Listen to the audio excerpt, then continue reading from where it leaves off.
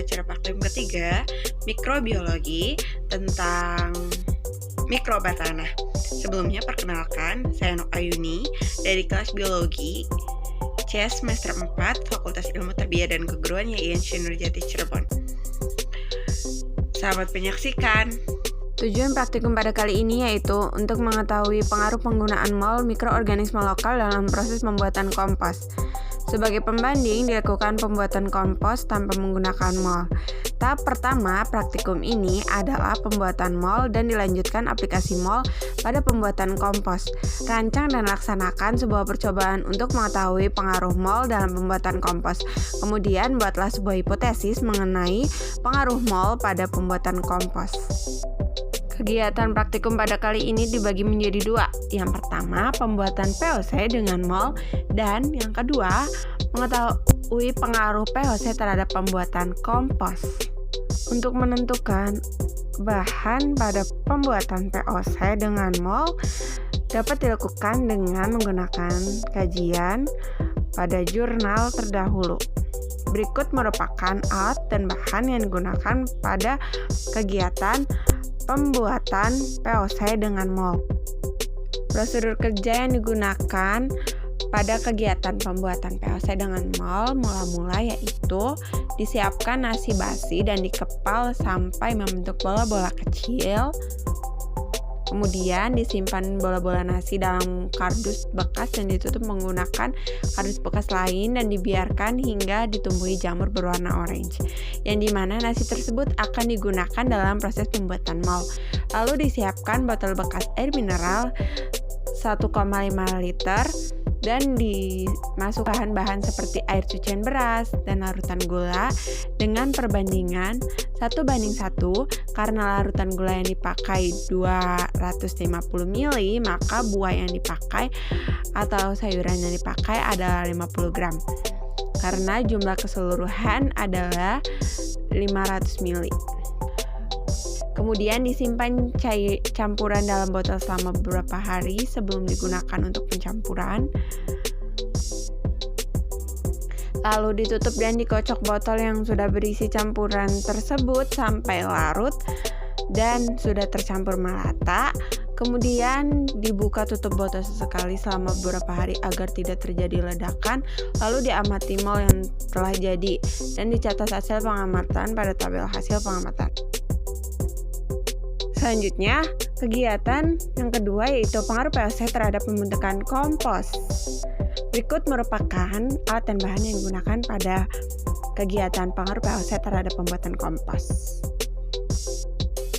Prosedur kerja yang digunakan pada kegiatan pengaruh POC terhadap pembuatan kompos diantaranya disiapkan 2 buah lubang sama besar pada tanah dengan kisaran diameter 10-30 meter. Di sini praktikan menggunakan diameter 10 cm, lalu kedalaman 50 cm, kemudian diisi kedua lubang tersebut dengan sampah organik seperti dedaunan kering dan rumput, kemudian sisa makanan atau sampah dapur. Praktikan menggunakan jagung bekas sisa makanan. Lalu diusahakan diisi dengan jumlah dan komposisi jenis sampah yang serupa pada kedua lubang.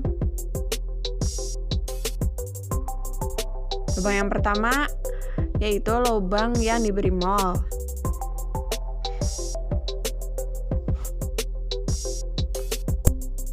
Di mana lubang yang pertama akan ditutup dengan dedaunan dan dibiarkan selama 1 minggu.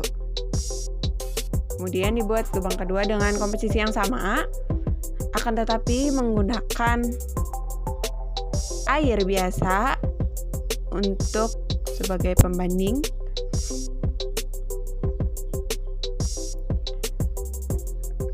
Lalu dengan langkah kerja yang sama yaitu ditutup menggunakan dedaunan kering selama 1 minggu. Berikut merupakan hasil dari kompos yang sudah dibuat selama 1 minggu.